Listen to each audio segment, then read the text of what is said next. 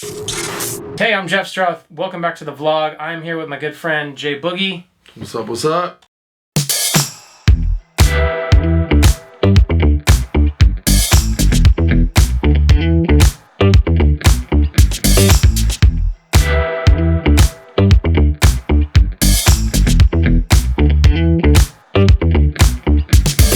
I figured what would be fun to talk about today is how to go about getting gigs.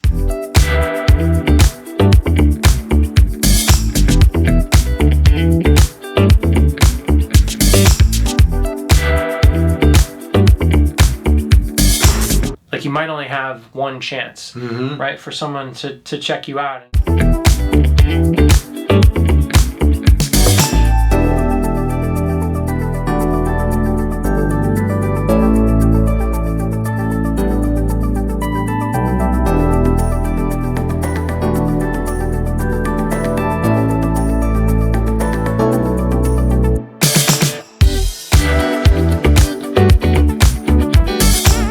I really learned a lot and developed a lot and learned about myself and built things. Damn.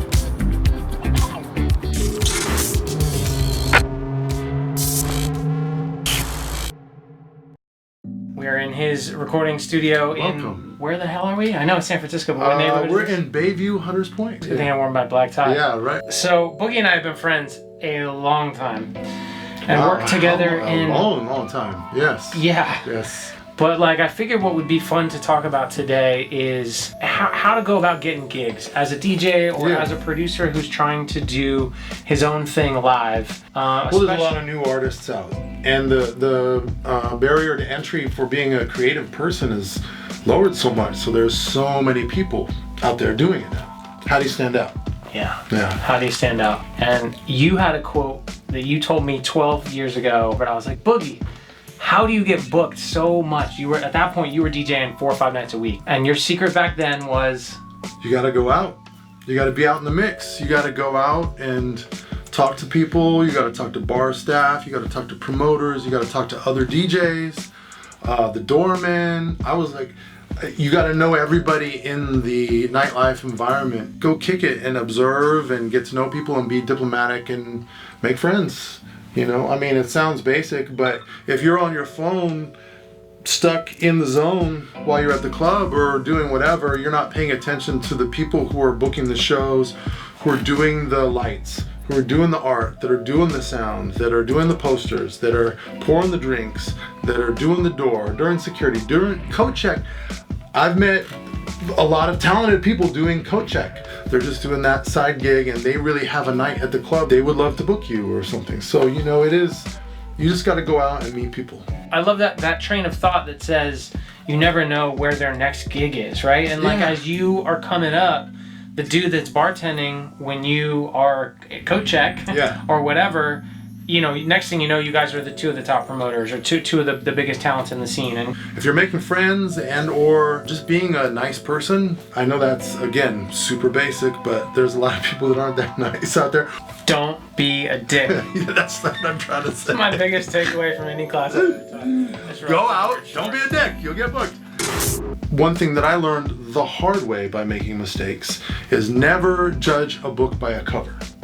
You might see a frumpy dude you think is a nerdy looking or weird looking person, and they could be the one holding the purse strings, or they could be the one making the bookings, or they could be the one who has influence. You know, if you make judgments based on somebody's appearance or something else, and you might miss an opportunity. I'll just put it that way. You can't overstate or underestimate the power of the human connection, because it's a human business, it's a people business, For 100%. What about, like, okay, I'm starting to go out, I'm starting to meet some people. What are the things I should have in place from an online piece and an online presence perspective? What do you see as most important? Be ready with your website, SoundCloud profile, Mixcloud profile, Apple artist profile, Spotify artist profile, Pandora artist profile.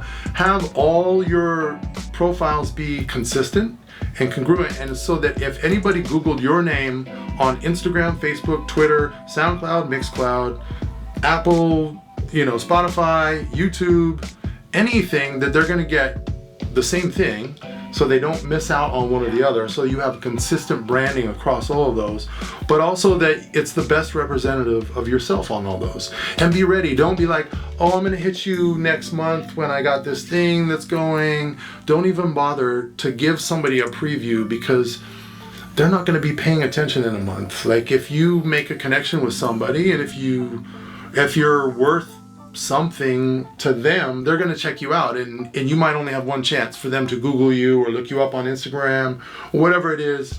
Like, you might only have one chance, right, for someone to check you out. And if you blow it, or they see the one silly ass post that you just made that doesn't fit with the rest of your brand, but you thought it would be corny, or you were wasted, you did it in the middle of the night, that might blow an opportunity, right? That's real. Curate your feed, and curate your feed. Keep it clean.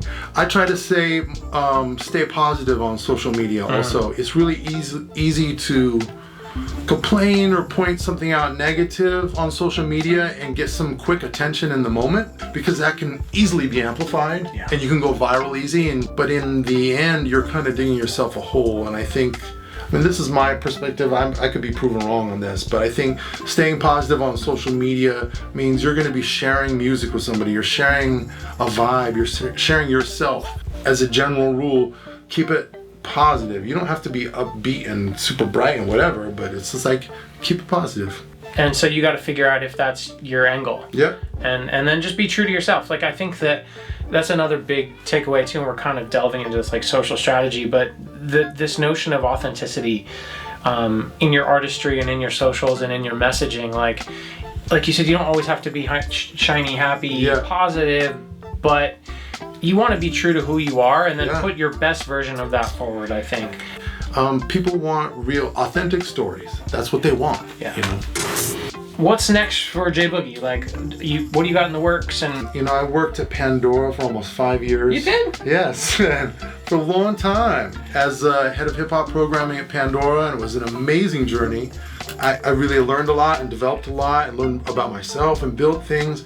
But at the same time, I kind of was putting myself on the shelf for another company. At some point you say, I want to be, this isn't who I am. I don't want to be the guy from Pandora. I want to be J Boogie, that guy that put out all that great music. He was a great DJ that shared music. Oh, I heard him on the radio the other day. He's on KPFA.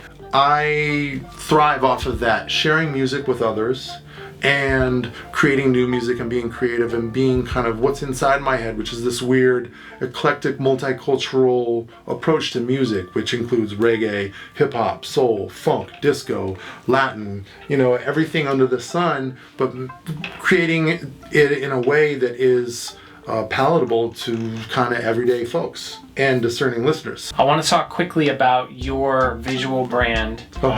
From back in the day, and I'll throw up some of the old covers, right? And I've always been a big fan of your artwork, especially your full lengths, but your singles too. How much input did you have in those Own Records days over the direction versus how much of it was their art department? Mikey Tello, who's in Pillow Talk and Superstar DJ and everything now. He was originally the art guy, and so was Cascade. He was working at Own Records at the time. He was doing visuals and audio and stuff. So yeah, I really wanted to be involved. Like, my first album cover was an altar that I built with Romanowski, and then we did a photograph of that. So like, Roman and I went out and collected all this stuff, and he's got so much stuff in his basement. He's an amazing artist. And definitely created a visual theme and brand also at the same time. So that's cool, man. Rode the wave. Yeah. Well, and that just goes back to our conversation about Coat Check, right? Like, look at the guys that were involved in your first record and where they are now. Like, guys that were doing art direction, and look at where Cascade is right now, right? And the tippy top of the DJ world.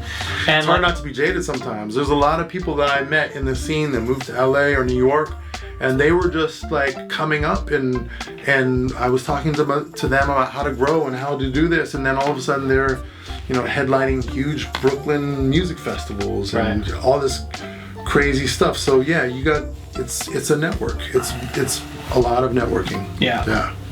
Well, good shit, man. Thanks for taking the time to chat with me. Thanks for having me. I'm excited about the press photos. Wow. Me too. Yeah, there's we got some good looking stuff today running around. We'll flash a few of those up here for you guys to check out. I like to see how you're tapping into a new talent and making new things happen, man. You're doing a good job. Thank you. Yeah. Yeah, you know, I just decided to try something new, and I realized how much fun I have taking photos of artists and how important. I mean, I always was drawn to great album artwork, and it's funny that we were talking about Owen because the original Solstice album is one of my all-time favorite album covers. That it's just like I still get chills. That record is special to me. Yep. And the artwork is special. Back then, got my wheels turning when I was at Virgin around what is it about visuals that make people pick up a CD and buy it? Draw people across the store to a record or across the store to a CD that's on a listening station or something, because they knew they liked it before they even put on the headphones and listened to it. And so they made that decision. And that informed my Destination Lounge CD and why we spent so much time around that artwork. And I got it, but I was never involved on the other side of the lens. Now you are. And now I am, and I fucking love it, man. Like I really, really do. So I appreciate that, man. I appreciate the love. Thanks again, brother. Always a good shit. We'll see you guys next time, huh? Hey, do me a solid. If you liked the video, subscribe. I'm Jeff Straw. I'll see you next time.